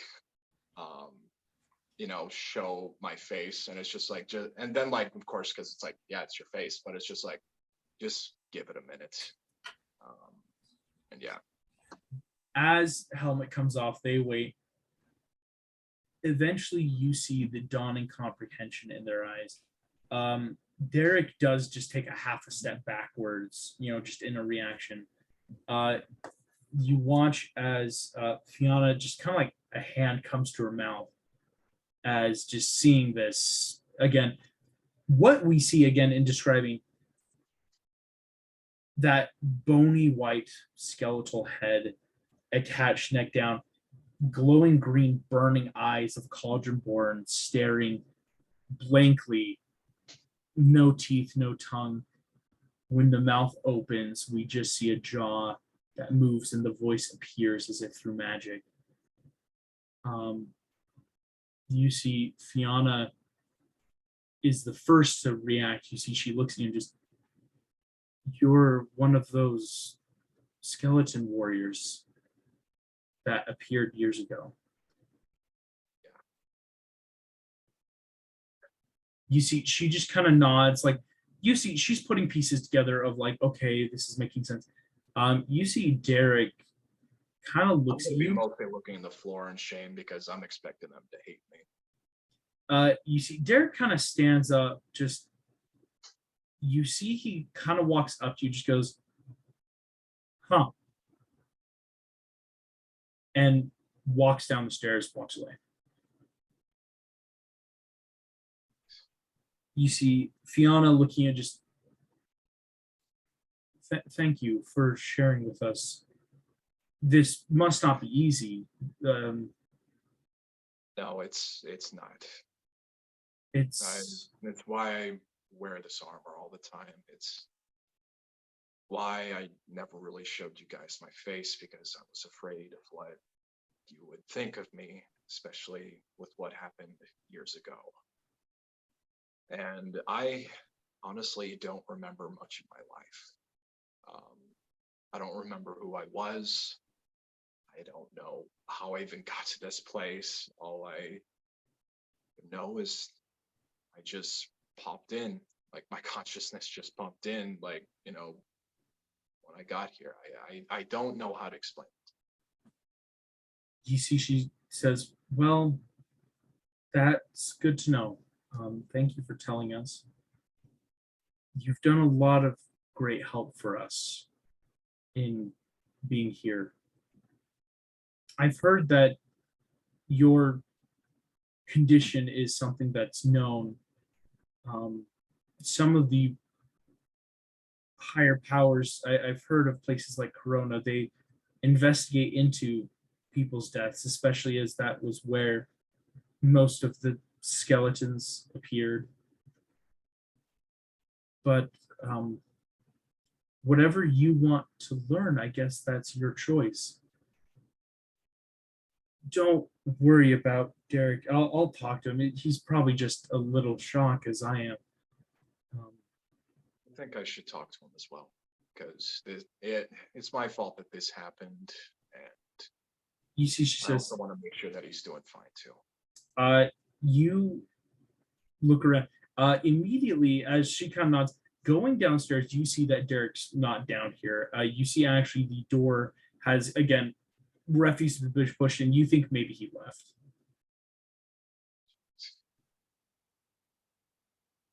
Well, I'm once again, like as soon as I'm downstairs, I'm putting my helmet back on. Yeah.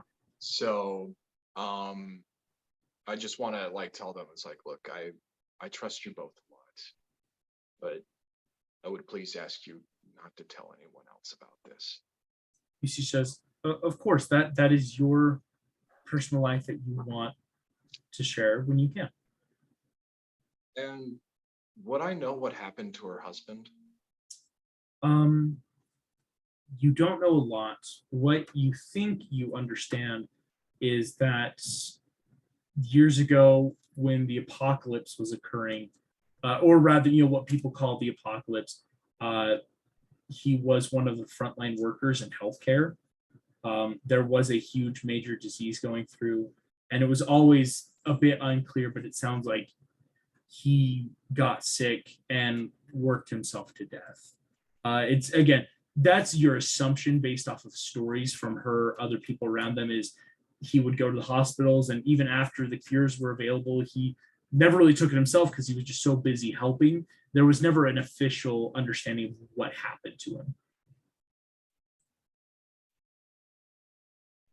Yeah, because I wasn't sure if she or Derek resented me because maybe I might have been the cause. Like not me specifically, but like Cauldron Born and all that. So the Cauldron Born aren't looked favorably amongst most people. It's why Cruella's smear campaign against the armies of Mr. Incredible is so effective. Cauldron Born and gnolls are monsters to normal people. They're horribly necromantically created skeletons, hyenas that will eat you in the night. They're not, people don't view them as normal people, and it's tough. And so you're not sure. You see Fiona seems much more level-headed. She doesn't seem angry or in any way prejudiced. She seems very just genuinely appreciative of you sharing this information. You kind of get that on that almost passive insight of she understands why you didn't say, and she's not judging right now, if that makes sense. Cadel, as you return back, fixing up your armor, this knowledge now in your head of this interaction. Here's then, I will ask, we will now head to DeVille Towers.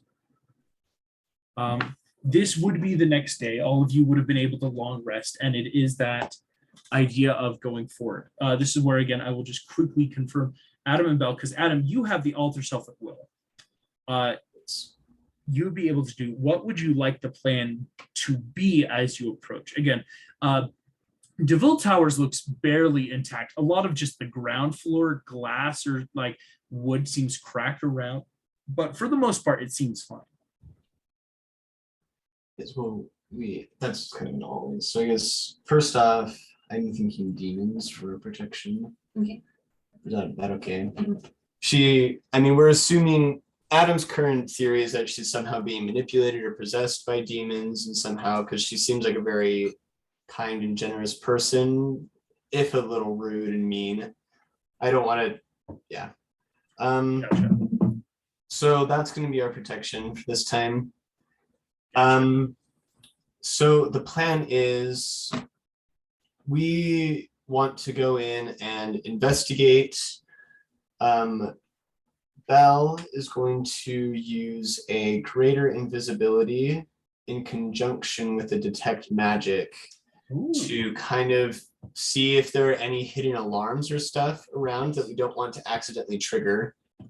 Yeah, so I'm gonna cast invisibility on myself and then like walk around the house like where I could touch the wall so that I'm within 30 feet of the whole house, you know, just feeling everything out.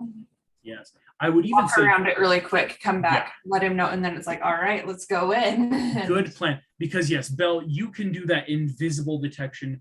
Adam being the face, as well as Cato using Philip and the Pegasus, you can actually fly in whenever needs be. You're that kind of almost eye in the sky protection of like, Cato, you don't have to arrive until you see something going down. We would appreciate Cato being around. So this is very clever. I like how this plan is forming. Here we go. What you guys see, again, approaching in the main lobby. Adam, are you currently going to look like Cruella yet, or is Belle going to first go into the lobby base area? Because what the general, as you do know, is there is like a penthouse area. This is a lot of the stories in this is part of her company, and so it could be that do you want to try just like jumping up there, or like, you know, Cato, you could even fly everyone up there to begin with, or you could go through the ground level, if that makes sense, of like, well, let's walk in the front door and appear like we're supposed to be there. I think kind of our thought is kind of make it look like we're supposed to be there. We don't want somebody to, because we know Cruella isn't in town. Yes. And so I think we want to make it look like we're supposed to be there instead of having staff or anybody walking through and be like, oh, you're here. We didn't know you were here. Hey, wait a second. Yeah, right. I think that's kind of the thought and the plan. Awesome. Yes, Yes. I guess I could be getaway driver, but like because you know I can summon Philip whenever I need to, so it's just like, you know, so if need to get out, like I can still go with you guys, but I don't know exactly what I could do to disguise myself, because a cloak works, but I feel like that's a little too suspicious. So Also, a cloaked person on a Pegasus, like there's a lot that might look suspicious about you, Cadel. Yeah. Whereas though, in theory, if you get to the top floor, it's just opening up a penthouse window and you can just fly in. There's some great stuff there. So like Cadel, you can then see, I would actually say, Cadel, you could give me perception checks with advantage, because you can basically circle the building with Philip, and just like until they let you in, it's just making sure no one arrives, nothing sketchy goes on. In which case, where will We be can also, like, worst case scenario, I can teleport us out of there. Just like, yes. whoop, flip, and we're if needed. right, Here's what okay. we'll do then. Adam, walking in, you feel again strange, like you've tried to make your clothes look interesting, right? Hair, Yeah. just full. What's the word I'm looking for? This is the Meryl Streep version of Cruella de Vil. This very like elegant woman that you've created, Adam. As you walk in, you see immediately people look at you. Many people cower back. Like the first thing you notice is like a lot of assistants see Cruella, Adam walking through. It's a bit interesting. I'll say, Belle, maybe you taught Adam how to walk in heels, but again, confident. And so as you're walking in, people are immediately like stepping back.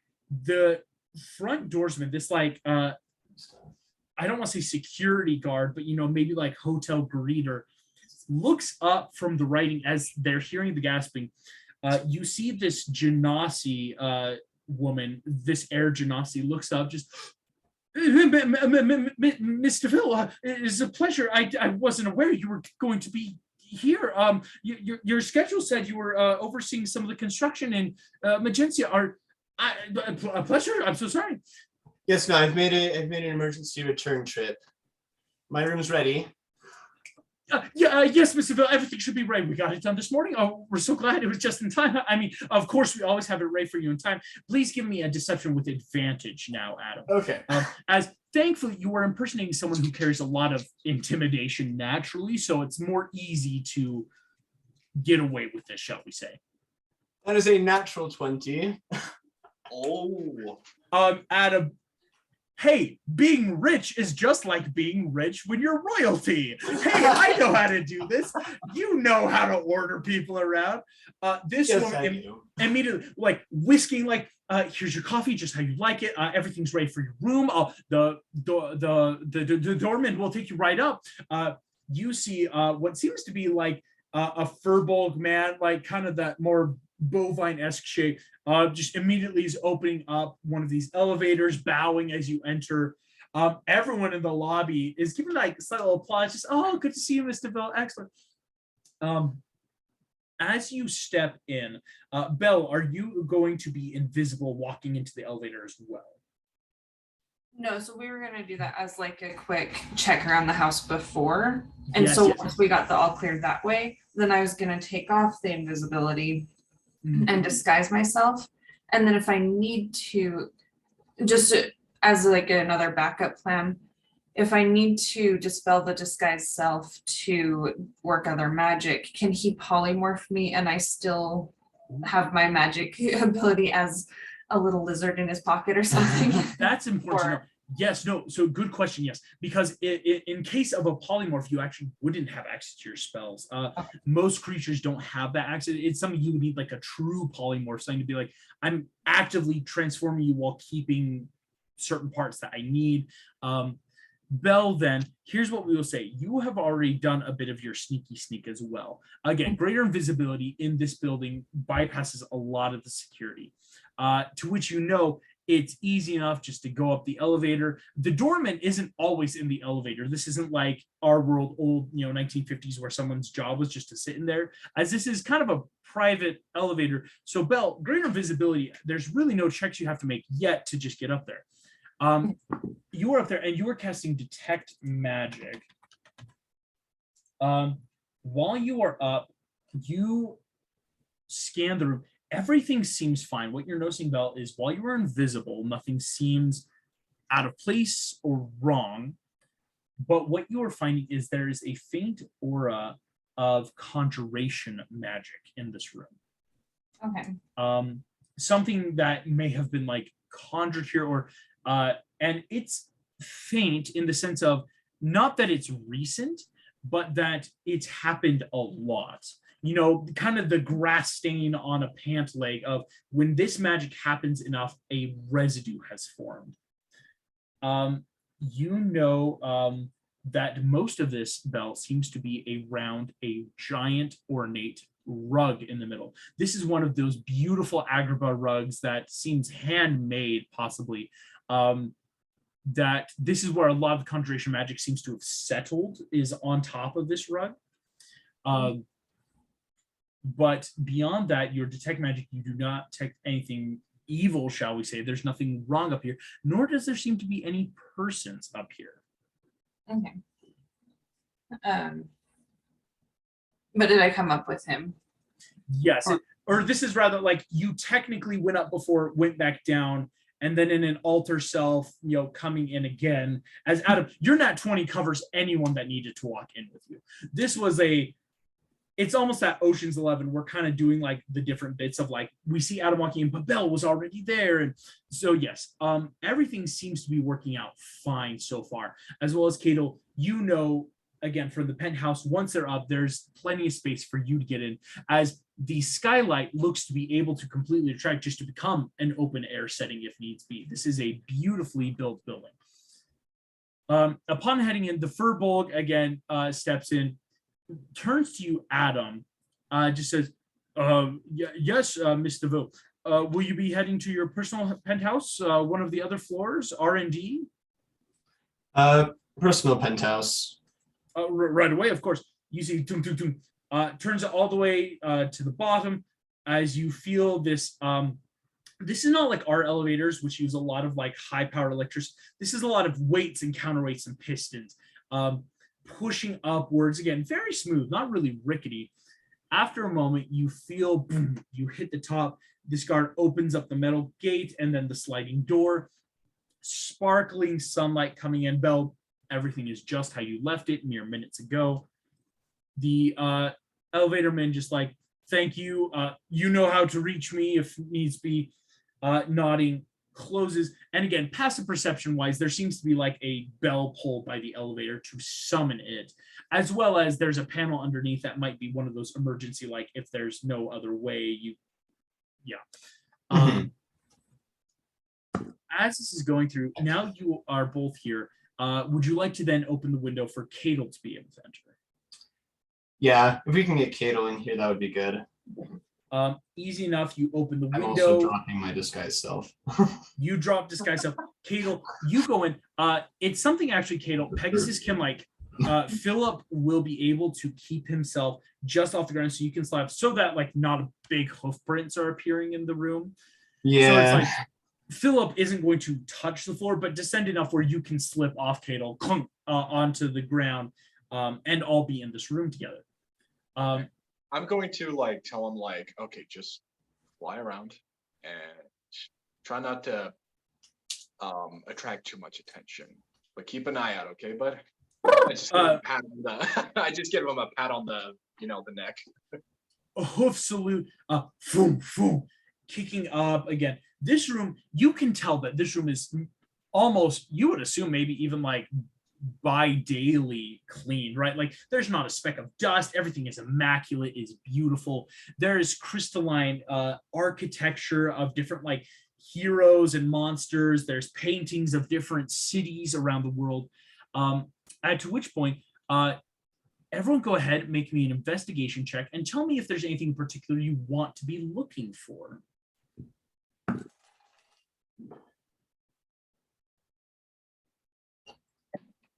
Okay, so I got an 11, and I'm kind of looking for some kind of safe where she might keep important documents or other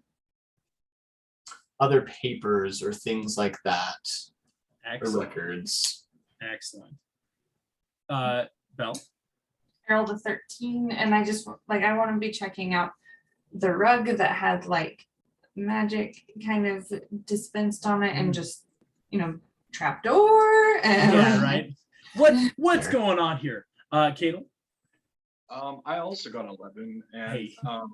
I want to also look on like files about like if there's something about slave porting, or even better if there's something that like is about Vanessa Benson. Like it probably might not say her name, but like if there's one-on-one image of this lady. Yes. Here's what's going to happen. Adam, you head to the personal room. You see again very gaudy silk drapes around this like king-size bed with 4 posts, pillows around. Walking in, you start that process of looking for a safe, somewhere that would be close by. All of it, you're starting to search through and you're not finding anything immediately, shall we say. That anything in there seems normal. And so you're having to wonder like, okay, if this is a place that's cleaned regularly, that she's here, where's somewhere then that's out of sight, but maybe it's somewhere that's like easily accessible. And you start looking through the bedroom. Cadel, you are looking for files. There are small side rooms. There's like not a full kitchen, as you could assume meals are probably brought up when she wants them. But you see, instead of a kitchen, there seems to be a cabinet area of maybe drinks. You start going through, Cadel, looking through, you're seeing what seems to be files, but these seem to be encrypted files. These are in types of codes and languages you don't understand. And there's not a lot here, but again, next to the drinks, there seems to be paperwork in some of these cabinets. On a 11, Cadel, you also look, and you've never been one to focus on food or drink as it doesn't do a lot for you. Some of these bottles have the strangest names you've ever seen. As you're not a wine drinker, I would say, it's never been one of your finest, but like these are like even the common folk that don't have access to it still know the names of certain like wines or highbrow. These are names you've never even seen before on wine bottles. Bell, I'll give you this. I rolled a natural 20 for something. You are looking at this carpet. As you draw the carpet back, you see a rusty circle pentagram underneath. As you touch it, your eyes get an oracular vision. Not only that this is a circle of summoning and teleportation, something where someone could come to and from here, it has been marked so in blood. Your eyes flash and you see an interesting sight. You see figures holding a person down. One of the figures holding this figure down is Cruella. Arms are like iron, holding down this thing that's writhing. The creature seems to have a wing that sprouts and comes back in. Fire comes out of its mouth. And why you realize they're holding it down, Varian is kneeling atop this creature, holding a long red shard like a scale and stabbing over and over. Belle, as you see this, you turn and you hear the elevator start to rise. That is where we are going to end tonight's session. Thank you all so much for playing. Thank you, anyone, for watching, and we will see you all next time.